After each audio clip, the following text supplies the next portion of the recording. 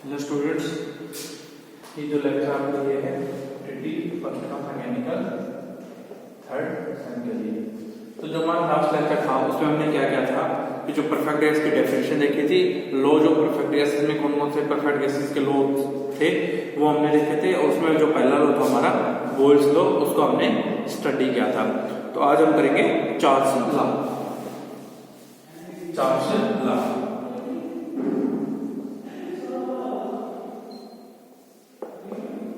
Charles law, तो Charles law को क्या करते हैं कि जो है इसको हम दो वे में डिफाइन कर सकते हैं कि Charles law it may be stated इन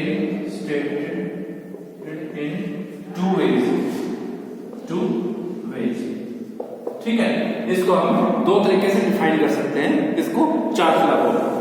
जो पहला कौन सा वे है कि पहला है कि the volume of a given mass of a perfect gas, the volume of a given mass of a perfect gas is directly proportional to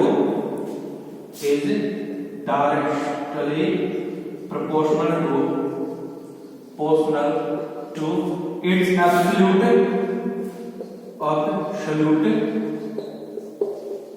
temperature at provided constant pressure। देखो स्टेटमेंट क्या लिखी है कि the volume of a given mass of a perfect gas, कि जो perfect gas है उसका जो गिवन मास है उसकी volume is directly proportional to its absolute temperature। मतलब किसी गिवन मास है, कोई एक मास दे रखा है किसी भी परफेक्ट गैस का, उसकी जो वॉल्यूम है, उस मास की वॉल्यूम है, उस परफेक्ट गैस के मास की वॉल्यूम है, वो किसके डायरेक्टली प्रोपोर्शनल है? हमारी जो एब्सोल्यूट टेम्परेचर है उस गैस का, उसके डायरेक्टली प्रोपोर्शनल है। लेकिन उस टाइम पे क्या है? At a constant pressure. जो प्रेशर हमारा क्या है वो है कांस्टेंट है। तो अगर इस चीज को हम मैथमेटिकली टर्म में लिखें तो क्या लिखेंगे?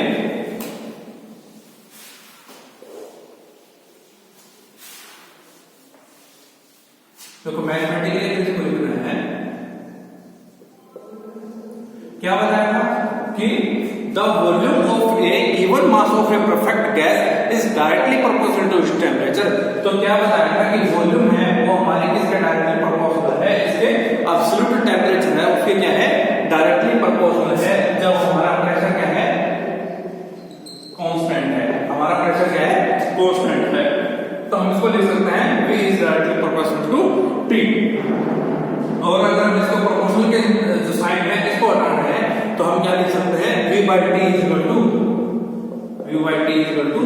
कांस्टेंट।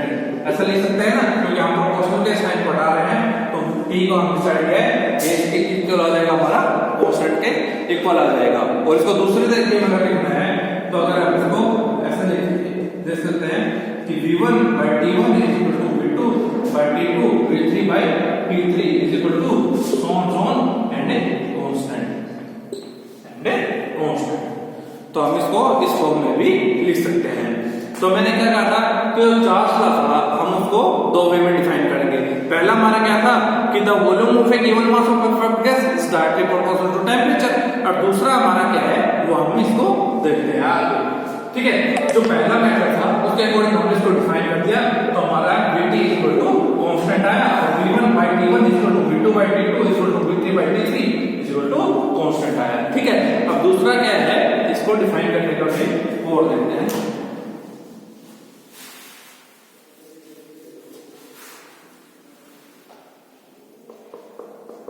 तो चार्ल्स लॉ का दूसरा वे है वो क्या कहता है कि all perfect gases change in volume. दूसरा जो वे कहता है कि all perfect gases change in volume by 273 times to its original original volume at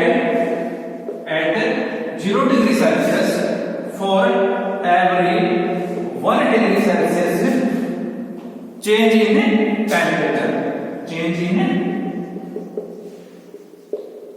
Change in temperature when the pressure remains constant. देखो प्रेशर तो चार्ज ला में कांस्टेंट रहेगा, तो क्या लिख सकते हैं when pressure remains constant.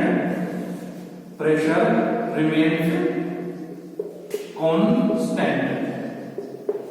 ठीक है, कि क्या कह रहा है कि ऑल परफेक्ट गैसेस, जितने भी परफेक्ट गैस है, कोई अगर गैस परफेक्ट गैस है तो क्या करेगी, change in volume by 1/273 to its original volume. ठीक है, अगर कोई किसी गैस का कोई वॉल्यूम दे रखा है तो उसका वॉल्यूम कितना चेंज होगा, 1/273 टाइम्स, इतने गुना उसका वॉल्यूम चेंज हो जाएगा. कब, जब वो 0 डिग्री से हमारी वो उसका टेम्परेचर राइज करेगा, जब 0 से 1 डिग्री सेल्सियस पे जाएगा, मतलब इन 1 डिग्री सेल्सियस का टेम्परेचर जो वॉल्यूम है हमारा वो कितना चेंज हो जाएगा, 1/273 टाइम्स हमारा वो वॉल्यूम है उसका चेंज हो जाएगा व्हेन प्रेशर हमारा क्या है, कांस्टेंट है. ठीक है, अगर इसकी बात करें तो क्या कह रहा है ये कि all perfect gases change in volume bye it's original volume. कितना चेंज होंगे, 1/273.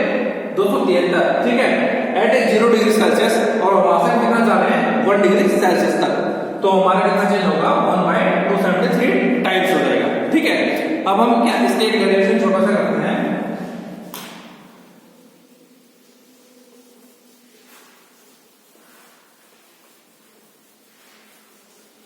तो जो इसका डायरेक्शन करेंगे उसमें हम मानेंगे let V nought is equal to volume of a given mass at 0 degree Celsius. तो V नोट मान लिया हमने, V नोट क्या मान लिया कि volume of a given mass, volume of a given mass of perfect gas at 0 degree Celsius.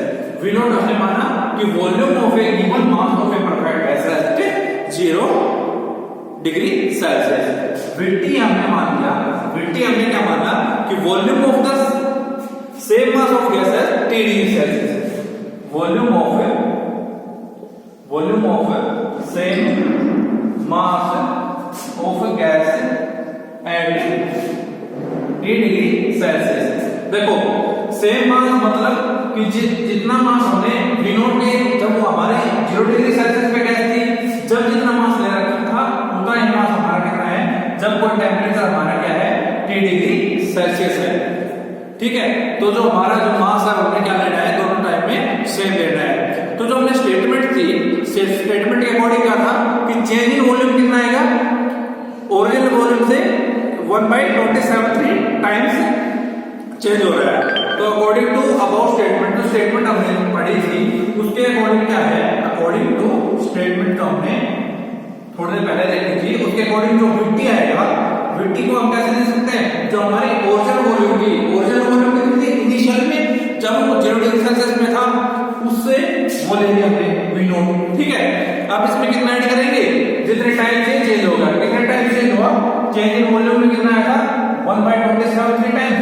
कितना original volume के, तो ओरिजिनल वॉल्यूम कितनी थी, V नोट थी, कितने टाइम चेंज आया, 1/273 टाइम्स में चेंज आ गया. ठीक है, इनटू जो हमारा टेम्परेचर है वो आ गया, V into T, तो हमारा जो टेम्परेचर था वो आ गया. अब हम यहां से क्या कर सकते हैं, इसका पहले ऐसे कर लेते हैं. तो 273 V note plus V nought by 270 V naught upon 273 into हमारा क्या है, सॉरी T है ये इसके लिए. ठीक है, इंटू T. अब अगर हम यहां से V नोट को कॉमन ले लेते हैं,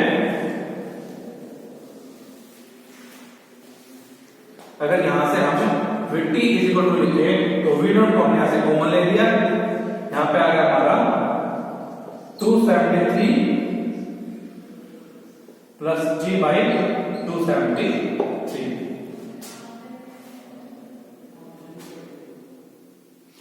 और इसको हम क्या लिख सकते हैं, 273 प्लस G को, इसको हम लिख सकते हैं एब्सोल्यूट टेम्परेचर 3 डिग्री सेल्सियस. तो वो ले सकते हैं इसकी जगह। और ये जो 273 था ये हमारा क्या था, T नोट था, जो हमारा absolute temperature corresponding to 0 degree Celsius था। तो ये लिख सकते हैं। तो जो हमारी V नोट आएगी, V नोट वो क्या आएगी, इसको हम क्या लिख सकते हैं T, और इसको लिख सकते हैं T नोट। तो जो हमारी VT आ जाएगी वो किसके इक्वल आ जाएगी, VT is equal to V nought into T by T nought. ठीक है, VT हमारी जो हो जाएगी वो हो जाएगी V nought into T by T note. अगर हम इसको किस फॉर्म में लेंगे, VT बाई T, T क्या था हमारा, VT क्या था हमारा, जो वॉल्यूम थी कौन सी, same set T degree Celsius पे। जो T डिग्री सेल्सियस पे हमारी क्या थी वॉल्यूम थी, वो थी VT। तो जो T है कैपिटल T है वो क्या हमारा, वो है absolute temperature corresponding to T degree Celsius. तो T डिग्री सेल्सियस पे वॉल्यूम है वो हमने ले ली VT, और T डिग्री सेल्सियस पे स्मॉल T डिग्री सेल्सियस पे जो एब्सोल्यूट टेम्परेचर है उसको ले लिया हमने, जो कैपिटल T है उससे। तो VT by capital T is equal to V nought by T nought. ठीक है, ये हमारा आ गया यहां से। जो इस डेरिवेशन से क्या कैलकुलेशन निकला, VT by T is equal to V nought by T nought. तो जो हमें T था हमारा वो क्या है, absolute temperature, absolute temperature, temperature corresponding to T degree Celsius, small T degree Celsius. और T नोट क्या है हमारा, absolute temperature, absolute temperature corresponding to हमारा क्या है वो 0 डिग्री सेल्सियस। ठीक है, जो T नोट है हमारा उसके कोरस्पॉन्डिंग हमारा वो 0 डिग्री सेल्सियस के है, और जो हमारा T है वो किसके कोरस्पॉन्डिंग है, जो small T degree Celsius temperature हमने अज्यूम किया था उसके अकॉर्डिंग है।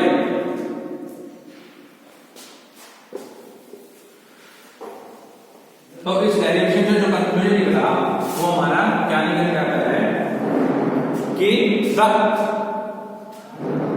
the volume of a gas, the volume of a gas decreasing by 1/273 of its original volume at every 1 degree Celsius decrease in temperature, तो यहाँ से क्या निकल गया है कि the volume of a gas decrease by 273 times of its original volume of 1 degree Celsius decrease in temperature। मतलब क्या है कि जब हमारा 1 डिग्री सेल्सियस टेम्परेचर जब राइज होगा तो हमारा कितना हो जाएगा, 1/27 टाइम ऊपर चले जाएगा, और 1 डिग्री सेल्सियस टेम्परेचर हमारा डाउन जाएगा तो कितना डाउन हो जाएगा, तो उसकी ओरिजिनल वॉल्यूम थी उससे 1/27 टाइम्स हमारा क्या हो जाएगा, कम हो जाएगा। तो अगर बात करें हमें -273 डिग्री सेल्सियस की, हमारा जो डेरिवेशन आया था उसमें हमारा क्या निकला था, V nought VT is equal to V nought into 273 plus T by 273। ये एक स्टेप आया था। तो अगर बात करें यहाँ पे -473 डिग्री सेल्सियस टेम्परेचर की, अगर 273 डिग्री सेल्सियस की बात करें तो अगर यहाँ पे इसकी वैल्यू T की वैल्यू कितनी पुट कर रहे हैं, -273 डिग्री सेल्सियस। तो अगर पुट करके देखते हैं तो VT is equal to V nought into 273 minus 273 plus -273 upon 273, तो ये कितना हो गया, 0 हो गया। तो V नोट इनटू 0/273, तो ये भी कितना हो गया, 0 हो गया। तो VT is equal to V nought into 0 equal to 0। तो VT की वैल्यू कितनी आई, 0 आ गई यहां से। तो क्या कहेंगे कि at -27 degree Celsius the volume of a gas become equal 0। कि अगर हम बात करें -273 डिग्री सेल्सियस की, तो at -273 degree Celsius temperature the volume of a gas become become 0। ठीक है, और 0 क्यों है वो हमने डेरिवेशन में पुट करके देख लिया। तो अगर इस टेम्परेचर पे जो वॉल्यूम 0 होगी, अब इसको -270 डिग्री सेल्सियस में क्या बोलेंगे, एब्सोल्यूट टेम्परेचर, और इस टेम्परेचर को बोलेंगे and this temperature is called absolute zero temperature, absolute zero temperature. और एब्सोल्यूट जीरो टेम्परेचर क्या होता है कि कोई वो टेम्परेचर की सब्सटेंस का जिसके नीचे किसी भी सब्सटेंस का टेम्परेचर हमारा नहीं जा सकता, तो आप उसको क्या बोलते हैं, एब्सोल्यूट जीरो टेम्परेचर। तो एब्सोल्यूट जीरो किसको बोलेंगे कि दैट टेम्परेचर जिससे नीचे हमारे सब्सटेंस का टेम्परेचर जा ही नहीं सकता है। ठीक है, उसको क्या बोलेंगे, एब्सोल्यूट जीरो टेम्परेचर। तो ये जो दो स्टेटमेंट हमने देखी है ये हमारी किसकी थी, चार्ल्स लॉ की।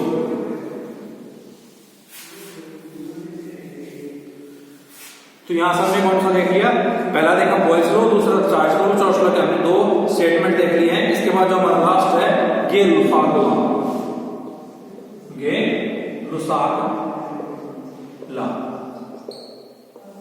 अब गे-लुसाक लॉ क्या कह रहा है कि the absolute pressure of a given mass of a gas, the absolute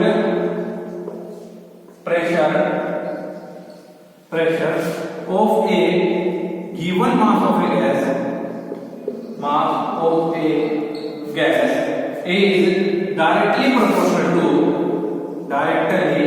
proportional to its temperature to absolute temperature provided the volume remain constant, provided the volume remain constant। ठीक है, क्या कह रहा है गे-लुसाक लॉ कि the absolute pressure of a given mass of a gas, given mass of a perfect gas, हम बात किसकी कर रहे हैं, परफेक्ट गैस की। तो the absolute pressure of a given mass of a perfect gas is directly proportional to its absolute temperature provided the volume remains constant. कि जो वॉल्यूम हमारी क्या रहेगी, कांस्टेंट है। मतलब क्या है, हमने अब तक तीन लॉ देखे हैं, बॉयल्स लॉ, चार्ल्स लॉ और गे-लुसाक लॉ। तो बॉयल्स लॉ, चार्ल्स लॉ और गे-लुसाक लॉ का हमने क्या देखा था कि दो फैक्टर, जो दो वेरिएबल है जो आपस में इनवर्सली या डायरेक्टली प्रोपोर्शनल है, उनको छोड़ के जो तीसरा वेरिएबल है हमारा क्या रहता है, कांस्टेंट रहता है। तो इसमें कौन कौन से वेरिएबल हमारे इनपुट होते हैं, प्रेशर और टेम्परेचर नोन है, तो हमारी वॉल्यूम क्या रहेगी, कांस्टेंट रहेगी। तो हम इसको कैसे लिख सकते हैं mathematically, v directly proportional to t, और इसको कैसे लिख सकते हैं, v by t equal to constant. और इसको और एक तरीके से ऐसे लिख सकते हैं, p1 by t1 is equal to p2 by t2 is equal to p3 by t3 is equal to so on is equal to constant. तो ये हमारा क्या था, गे-लुसाक लॉ। इसके बाद जो हमारी जनरल गैसिफिकेशन है उसको हम देखेंगे नेक्स्ट लेक्चर में।